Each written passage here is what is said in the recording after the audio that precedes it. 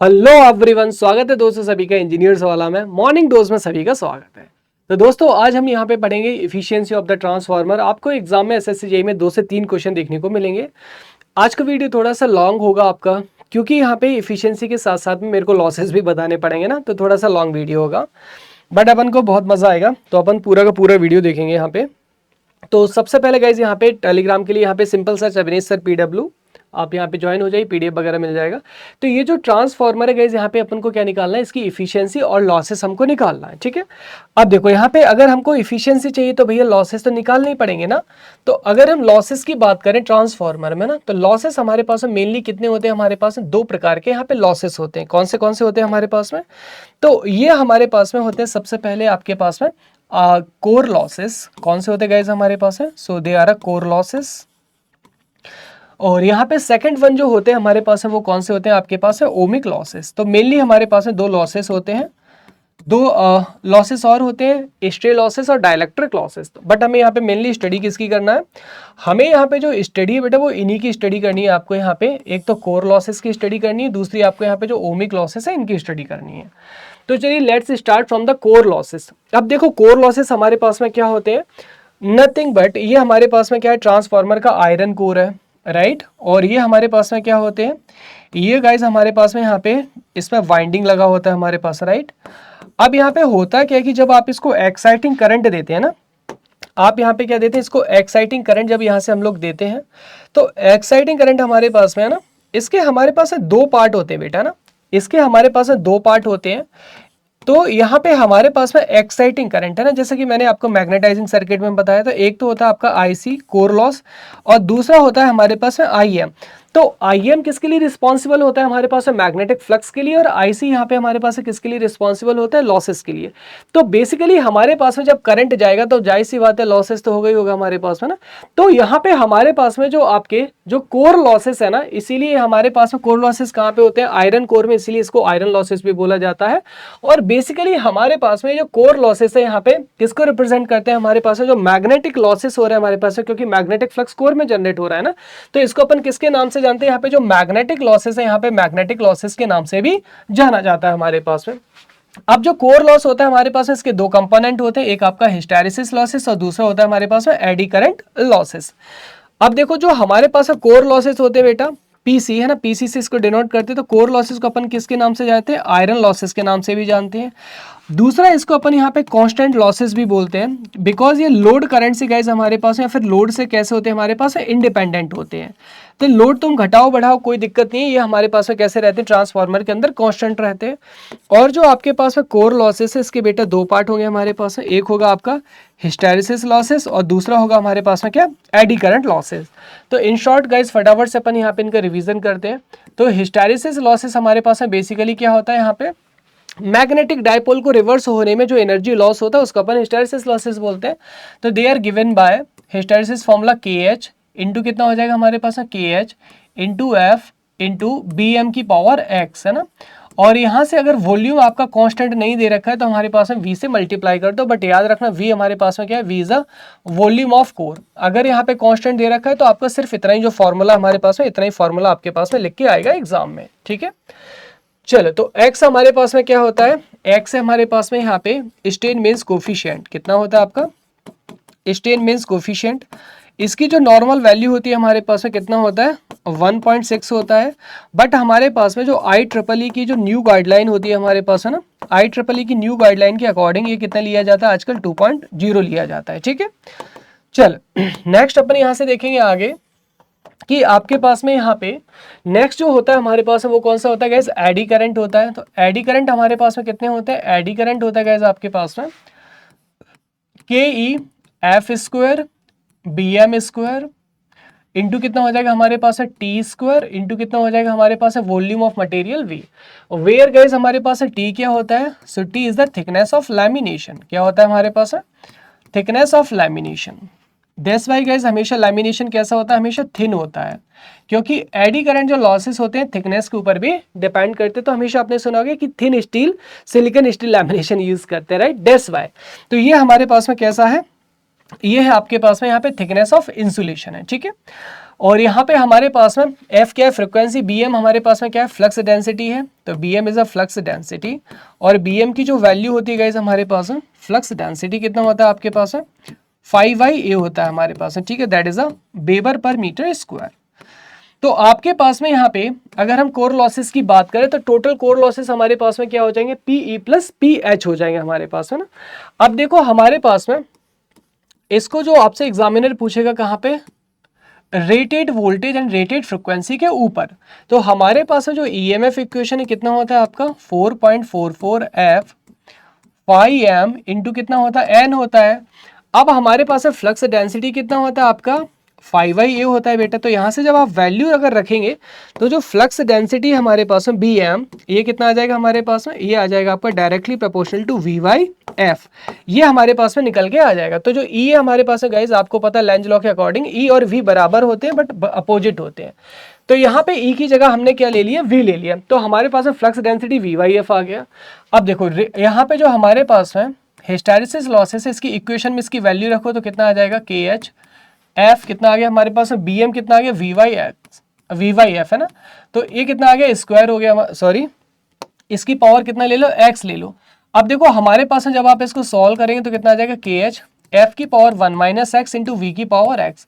तो new guideline के according x की पावर कितना होता है हमारे पास में 2 होगा। तो आपका जो हिस्टैरिसीस लॉसेस है बेटा यहाँ पे कितना आ जाएंगे, at rated voltage rated frequency they are inversely proportional to frequency. तो अगर फ्रिक्वेंसी इंक्रीज हो गया हमारे पास में तो आपका हिस्टैरिसीस लॉसेस कम होगा। अब देखो आपके जज्बात बदलेंगे यहाँ पे।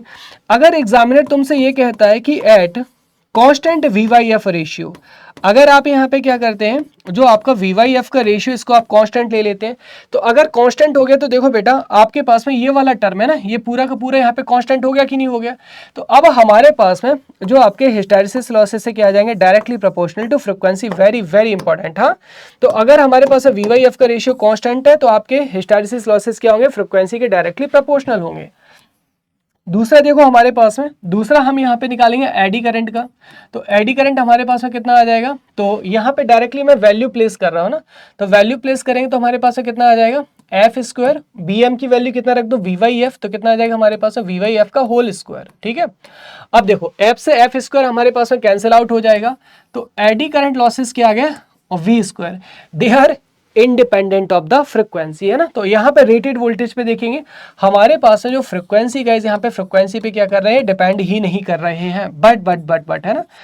बट अगर एग्जामिनर बोल दे कि V/F का रेशियो कैसा है, हमारे पास में V/F का रेशियो कांस्टेंट है बेटा, तो आप देखो यहाँ पे V/F पूरा कांस्टेंट हो गया। अब हमारे पास में जो एडी करंट है कितना आ जाएगा, फ्रिक्वेंसी के स्क्वायर के प्रोपोर्शनल आ जाएगा। Very very important condition for the SSC JEE, है ना, पक्का एक आध क्वेश्चन फंसेगा। नेक्स्ट गाइज हमारे पास है ohmic losses. Ohmic losses guys हमारे पास में कौन से लॉसेस होते हैं, जब लोड करंट आपका वाइंडिंग में होके फ्लो होता है तो रेजिस्टेंस में से होके फ्लो होगा, रेजिस्टेंस की वजह से हीट होता है हमारे पास में, राइट। तो इसी को अपन क्या बोलते हैं यहाँ पे, ओमिक लॉसेस। तो ओमिक लॉसेस नथिंग बट, है ना, तो ओमिक लॉसेस बेटा हमारे पास में क्या होते हैं, I²R लॉसेस। अब क्योंकि करंट के ऊपर डिपेंड कर रहा है ना, तो इसीलिए इसको अपन क्या बोलते हैं, वेरिएबल लॉसेस। क्या होता है, इसी को अपन बोलते हैं यहाँ पे वेरिएबल लॉसेस। यानी कि हमारे पास में जो लोड है बेटा, लोड के ऊपर डिपेंड करेंगे। तो इनकी जो एग्जैक्टली वैल्यू होती है हमारे पास में वो कितना होता है आपका, सो P = I²R इक्वल टू कितना हो जाएगा हमारे पास में, X² इंटू क्या हो जाएगा हमारे पास में, गिवन I²R लॉसेस, यानी कि एट एनी लोड। ठीक है, तो ये हमारे पास है फुल लोड पे हो गया और ये आपके गिवन एट एनी लोड। तो यहाँ पे x की वैल्यू अगर मैं 1 रख दूं यहाँ पे, तो x की वैल्यू 1 किसके लिए होती है बेटा, हमारे पास है फुल लोड के लिए। तो याद रखना हमारे पास में जो ओमिक लॉसेस है X², यानी कि जो लोड होता है हमारे पास लोड के स्क्वायर के प्रोपोर्शनल। अगर मान लो यहाँ पे उसने बोला कि हाफ लोड, तो कितना हो जाएगा हमारे पास में, 1/2 हो गया आपके पास में। तो यहाँ पे वैल्यू रख देना। फॉर एग्जाम्पल जैसे अगर मान लो आपके पास में उसने कहा कि फुल लोड जो लॉसेस है हमारे पास में ना, फुल लोड पे ओमिक लॉसेस आपके यहाँ पे 1000, उसने कहा कि तुम यहाँ पे हाफ पे निकाल के दिखाओ, तो हाफ पे बेटा कितना हो जाएगा, 1/1/2, तो 1/2 की पावर कितना हो जाएगा आपका स्क्वायर, 1000, है ना। और ये कितना हो गया हमारे पास में, 4 हो जाएगा। तो 1000 डिवाइडेड बाय कितना आ जाएगा, 4, यानी कि 250। तो इस तरीके से हमारे पास में ओमिक लॉसेस बेटा किस पे डिपेंड करते हैं, लोड करंट की वैल्यू पे डिपेंड करते हैं, और ये हमारे पास लोड के साथ वेरी होते हैं। अब हमने क्या निकालना, इफिशियंसी। तो अब ये हमारे पास इफिशियंसी बेटा क्या होगा, ये होगा simply output upon output plus कितना हो जाएगा हमारे पास में टोटल लॉसेस। आपका अगर सर इनपुट नहीं लिया, अरे भाई इनपुट इक्वल टू कितना होता है, आउटपुट प्लस लॉसेस होता है हमारे पास में, सिंपल है सिंपल। ठीक है, चलिए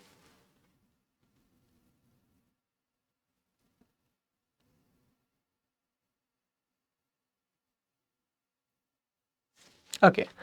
तो अब देखो हमारे पास है ना अब हमें यहाँ पे इफिशियंसी निकालनी है, तो इफिशियंसी गाइस कैसे निकालेंगे, तो ये होगा हमारे पास में क्या, V2 cos फाई, नीचे कितना आ जाएगा हमारे पास में सेम एक्सप्रेशन, ये कितना आ गया बेटा V2 cos फाई प्लस कितना आ जाएगा guys core losses plus I² R losses. लेकिन ये गलत है ना, आपको गलत पढ़ाया जाता है ये।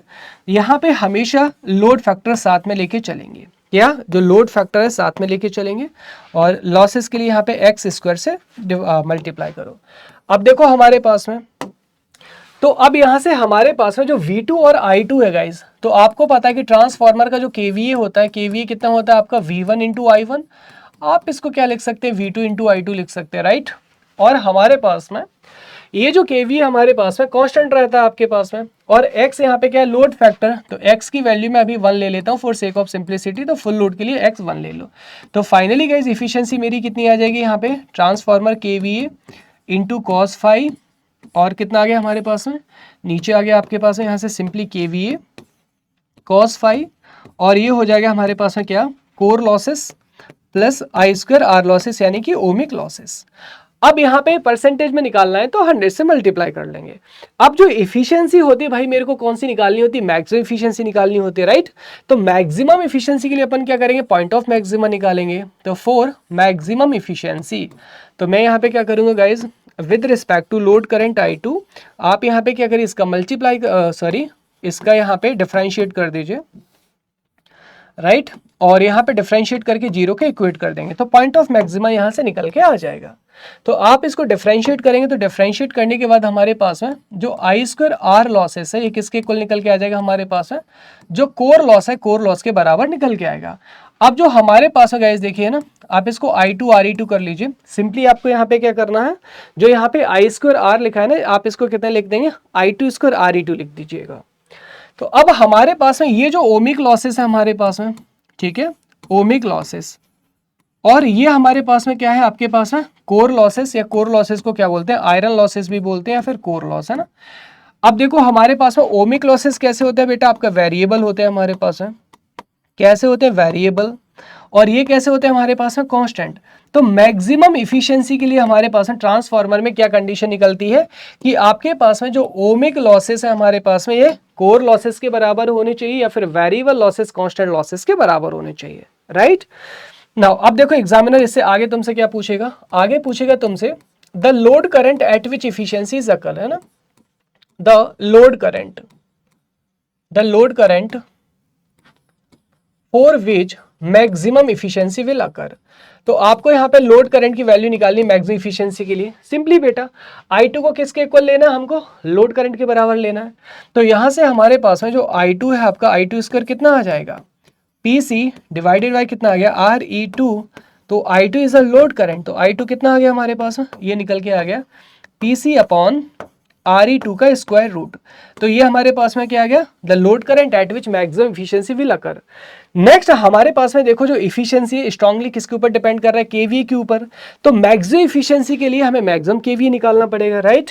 तो अपन यहाँ पे क्या लिखेंगे, सो मैक्सिमम इफिशियंसी के लिए हमारे पास में जो KVA मैक्सिमम है वो हमारे पास में क्या होगा, ठीक है। तो इसके लिए डेरिवेट नहीं करना है हमको, तो KVA जो होगा हमारे पास है KVA मैक्स, वह बहुत इंपॉर्टेंट है, एग्जाम में आपका आता है। तो KVA मैक्सिमम हमारे पास में कितना आता है बेटा, ये सिंपली आता है KVA रेटेड, यानी कि ट्रांसफार्मर का rated KVA into square root of core losses divided by कितना आता है हमारे पास में I² R लॉसेस, यानी कि ओमिक लॉसेस। तो ये हमारे पास में क्या निकल के आते हैं भैया, ये हमारे पास में KVA मैक्सिमम निकल के आता है आपका, किसके लिए, मैक्सिमम इफिशियंसी के लिए। तो यहाँ पे दो कंडीशन हमने निकाल ली। अब फाइनली गाइस जिस चीज़ के लिए जितना जदोहद कर रहे थे वो निकाल लो, मैक्सिमम इफिशियंसी। तो यहाँ पे V2 I2 का अपन क्या, हमारे पास में जो KVA मैक्स है KVA मैक्स ले लो, तो KVA की जगह यहाँ पे कितना आ गया, मैक्सिमम इफिशियंसी के लिए KVA मैक्स, है ना। ये cos फाई, x का वैल्यू 1 ले लो, फुल लोड पर ही निकाल लो अभी। तो ये हमारे पास में कितना आ गया cos फाई।